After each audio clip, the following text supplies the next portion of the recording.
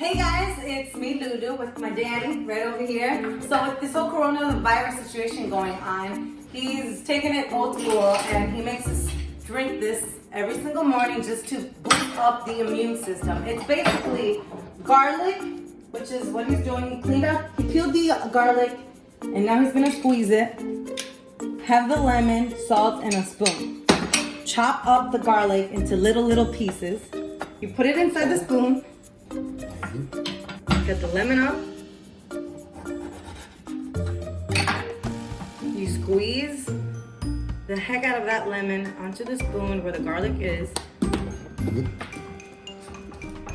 Add some salt, some more lemon, and now, mindful, you don't chew this, you swallow it. No, tienes que mascarlo, es tragado. And then of course have a bottle of water ready. This is what you do before breakfast when your stomach is empty.